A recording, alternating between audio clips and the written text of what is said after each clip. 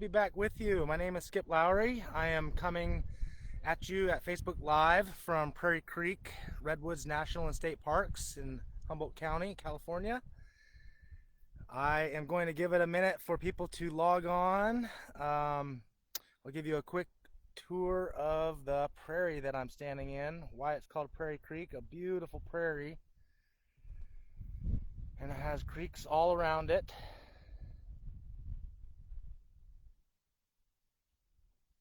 So give a couple minutes for people to sign on here.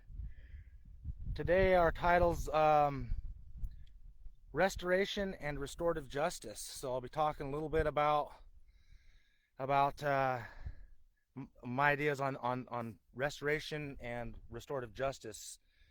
If you can hear me, hello Sandra, hi Robin, great, you guys are on. I do have a couple I made two mistakes last time, so I'm gonna go back and correct my mistakes. I said I was on Fridays and I'm on Sundays. I don't know why I said Fridays two Sundays ago, but my days are Sundays at 3 o'clock, and so I apologize if you were looking for me on Friday at 3 because I misspoke on my last Facebook Live. I also want to say there was 18 unratified treaties for California Native people, and in my last Facebook post I said they weren't ratified by the Constitution, and that's wrong. They weren't ratified by Congress. I used the wrong C word. I knew what I wanted to say, but Constitution came out. So 18 unratified treaties for Native Indigenous populations in California.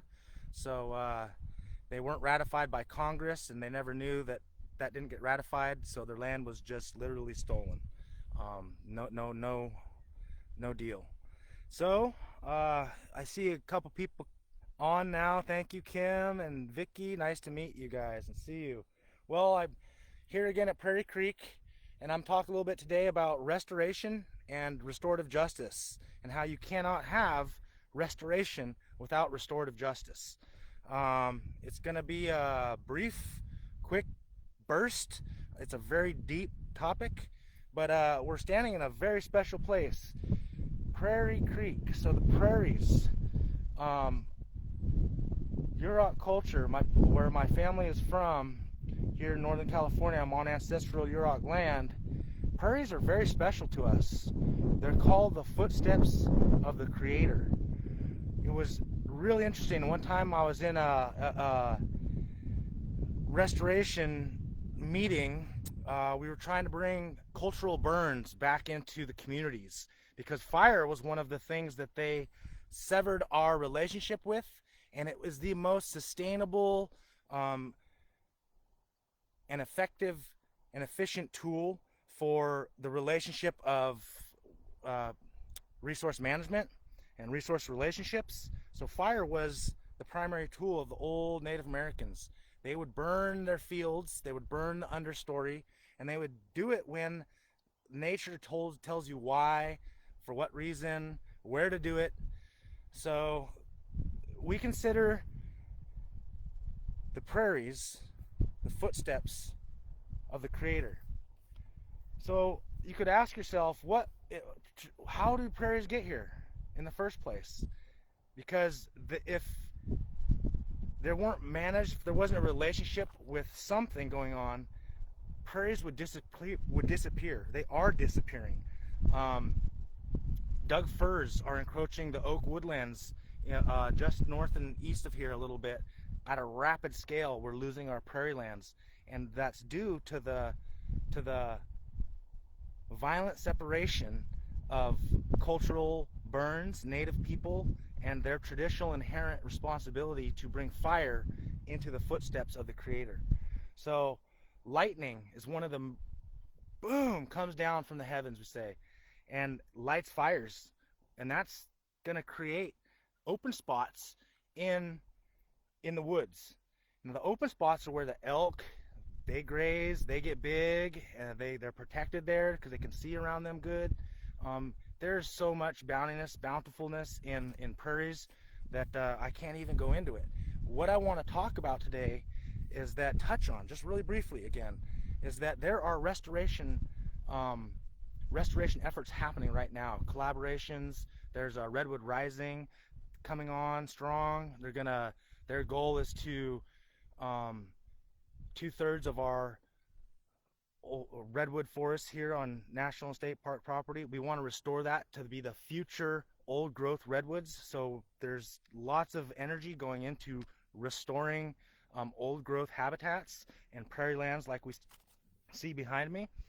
And in those collaborations, when you're dealing with Native American communities, sensitive cultural communities, which is everywhere in California because Native people were everywhere, you have to talk about and deal with that there's restoration that needs to happen with the people too of that place. So the Yurok people are of this place, and bad things did happen not that long ago, and bad management practices, cutting down 95% of the redwood, making it illegal for Native people to do their cultural burns to keep the oak woodlands open. So now our elk herds are shrinking in size because the elk herd can only grow to the size that it has a field, a prairie to hold it, to house it. So there was a lot of damage that was done, but now there's current efforts, awesome efforts, and energy to restore our beautiful state parks and national parks. To restore, I'm gonna go into I went onto the internet and got a couple more definitions. But first I'd like to say I went on and I looked up restorative justice, and I found a restorativejustice.org. It's a website, and this is their quote for what that is. Restorative justice repairs the harm caused by crime. It's when victims, offenders, and community members meet to decide how to do that. The results can be transformational. So when we think about restoration, we're talking about restoring our awesome prairie lands, but in our culture they're the footsteps of the Creator. You have to understand what does restore mean? So what is restorative? Restorative as an adjective is having the ability to restore health, strength, or a feeling of well-being. They use the quote like the restorative power of long walks. Beautiful. As a noun, it's something, especially a medicine or drink, that restores health, strength, or well-being. So that's what restorative means, but it has that word restore. So what does restore mean? It means that something was there once and it changed, and now you're going to bring it back. You have to restore it. Something happened. In this case, it was damage to our forests, to our relationships as people and place, to our forests. And so we want to create this welcoming, awesome community that embraces the diverse cultures that have always been here in relationship with the land, and learn how to live beautiful with each other and grow our fields and follow in the footsteps of our Creator, and make, kind of like they say, just bring down the cosmos to the earth so that we can live in a beautiful, healthy place. So then justice, we say restorative justice. Justice is a noun. It means just behavior or treatment. So then you got to know what just means. So I looked up just. Just is an adjective based on behaving according to what is morally right and fair. The quote they use for this is a just and democratic society. Beautiful. So restorative justice, the ability to bring back a feeling of well-being based on behaving or according to what is morally right and fair. That's restorative justice. To do restoration, you need to include the people who have always been a part of the lands that you are trying to restore. And to give that justice, you also have to include testimony. So testimony is a noun. It's a formal written or spoken statement, especially one given in a court of law. So history has been written most of the time by non-native men. That's kind of like the bulk. there's a lot of great curriculum coming out now. I mean, there are Native women and men and of all cultures pumping out, getting educations and doing great work. But telling the story for yourself is testimonial justice. And to do restoration, you have to include that aspect, testimonial justice, where you are giving the voice to the people who are from a place that have a lot to give and want to share with the community and society to create a healthy, beautiful world. And so I am excited that all of these efforts are happening now. There is, like I said, Redwood Rising, and there's going to be a couple more coming up. I don't got them off the top of my head, but right now, me talking like this is part of that restorative justice. Telling anybody who cares to listen that it's so important that if you want to include, be inclusive, and have that diverse atmosphere, testimonial justice and restorative justice go hand in hand with restoration. So I don't know if I have any comments yet so far, but I appreciate everybody that's on here. I have a couple more minutes if anybody wants to ask a question. Ooh, elk grazing them.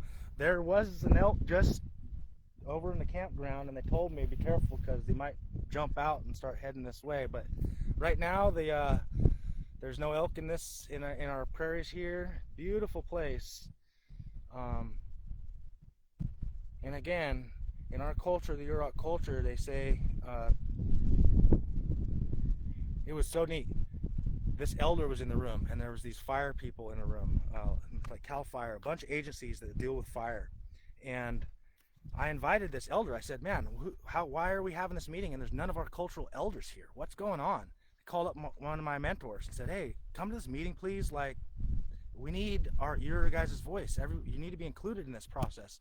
So he showed up, and there's non-native, mostly men, talking about restoration and cultural revitalization, and he used the word culture like 3 times. And the elder came in and was quiet the whole time, just listening to the conversation. And he raised his hand. The elder did, my mentor, and he said, "What is a prairie to you? What is a prairie?" And the guy looked at me, and he kind of got like put on the spot, and he's like, "Well, it's like grazing land. It's where, you know, all the food can be, we had like bulbs and stuff that we ate. There's a lot of basket materials that can grow, like bear grass."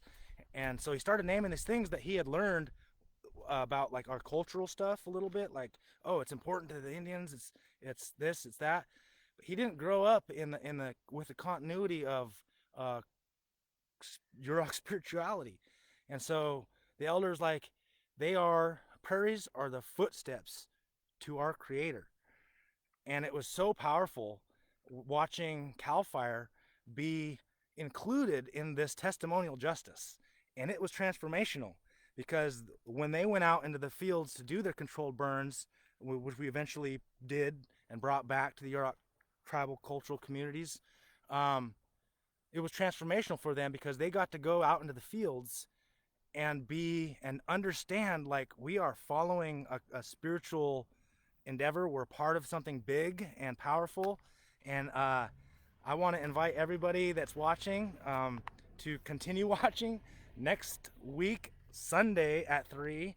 And I'm going to go a little bit into some more about our cultural items. I have an otter hide backpack right here that I'm going to show you what's inside, and we'll talk a little bit about cultural stuff next week.